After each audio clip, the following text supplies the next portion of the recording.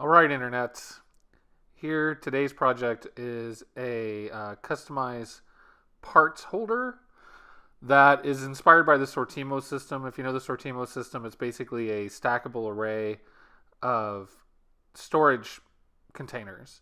So what I've done here is I purchased these storage containers from Home Depot at $14 each to create a much cheaper version of the Sortimo system. You can see it's just a nice little rolly cart that holds lots of bits and pieces. I use it for a lot of screws and nuts. And the total bill price for this is under $200, so it's much cheaper than the really expensive Sortimo system.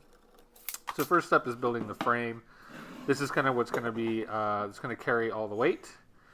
So, again, the wood doesn't need to be that expensive. This thing is going to be reinforced triple ways. So just trying to build out the top and bottom frame here. So a little bit of laying it out, figuring out the plan, and then just some wood glue and some screws to hold it together. Wood glue is extremely strong. It's stronger than the wood is itself. But screwing it in and with glue really, it gives you a really strong bond. Just be careful when you're screwing in because you can cause the wood to twist. So you want to clamp it in really well before you start screwing on it so that it holds itself and holds its shape. These corner clamps are super cheap at Harbor Freight and really come in useful. So every time I go to Harbor Freight, I buy a couple more of them until I feel like I've got enough, which as far as I'm concerned, you can never have enough clamps. So just squaring it out. Like I said, little screw, little drill and screw to reinforce that connection, and then that's it. We have two top and bottom, two frames, one for the top, one for the bottom. Now we're gonna have to start cutting in the side frame. The measurements here, are really just going to depend on how tall you want it and what crates you're using, what storage cases you're using. I'm doing this to accommodate the amount that I want. So that's going to vary based on your project, and then just using little angle brackets to hold them in place along with glue, just to kind of take the flex out of them. Now we're going to be, obviously these aren't going to be holding a lot of weight as much as what they're going to be doing is creating a structure for us to attach the rest of the paneling to. So the strength here isn't as important from an angle perspective. It just needs to hold its shape. So here we are cutting the side panels. I took a couple of pieces of double-sided tape and stuck two panels together so I can cut each one at the same time. So I can cut both sides at the same time. Just a real quick circular saw maneuver. Using a rip fence because I do not have a table saw. So there you can see that we have two pieces stuck to each other so I can cut them at the same time. Now just using a piece of scrap wood to create the top angle. The top angle needs to be enough where it makes it easier to see into the container without it being so steep that the lid wants to close when it's open, which is a problem I had with earlier iterations of the design. So cutting both of those at the same time, and now we're just going to glue and screw. It's important when you're laying the side panels on that everything is square to make sure that it sits right. So you want to take your time positioning it, make sure you're using clamps and you're using a speed square or something in order to make sure that your angles are true 90-degree angles before screwing in. So, and here I am just putting a little bit of extra glue on the back, but you can see the side panels on, and you can see that slight rake on the top to allow for kind of a podium style. Hey, I guess you could build a podium the same way. So just a little bit of clamping, keep that glue nice and tight. So it settles down. So now we're cutting the actual shelf slides, what's actually going to hold in the containers. So just measuring off a little bit to put those slides on there. The slides are then going to be glued and then brad nailed or finish nailed on. Actually, I think I'm using staples here. So just smearing the glue around and then using staples, nice long staples to drive it in. Really gives you a good grip. Just make sure that you're careful because any wood with glue on it is going to want to wander when you put pressure on it. So just make sure you're holding it steady. You can see it wiggling a little bit there. So just make sure that you take your time and get it square between applications of the nailer. And then just measure out the next one and just make sure it's perfectly parallel.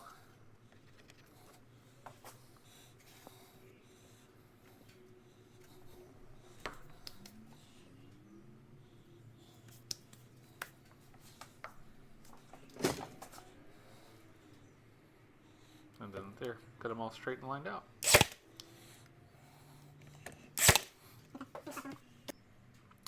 So now we have the edges in and the side panels on. So this is just the quick test fit to make sure everything fit before going further into it, and it did. So then I put on the top panel, and you can see it's just raked over to hold raked upward to hold it. So now it's just a matter of filling the screw holes and the nail holes. And then, of course, doing a bunch of sanding to get it all looking nice. So this is one of those projects we're using MDF for the sides and the top and the back. So it's just a matter of sanding to keep everything looking nice, and cleaning up all the nail holes so that you can put in the other piece. Now we're cutting the back. I do the back last, so I have all the measurements and I know all my clearances. So it'll go in a little bit easier. I want it to be a little tight going in because it's really going to be what's holding it square, holding the entire thing square. So it's a matter of gluing it, fitting it first, then putting a little bit of glue, and then taking the old rubber persuader and hammering it in.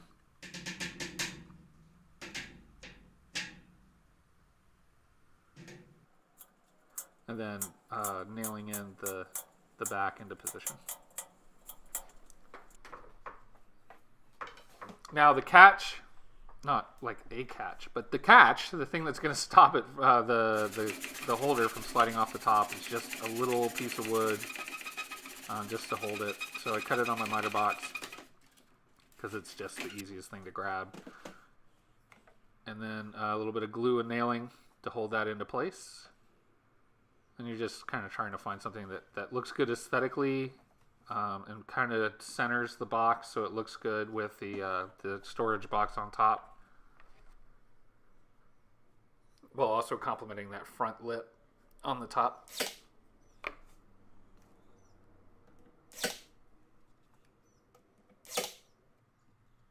And then fill in the holes. It's a lot of hole filling.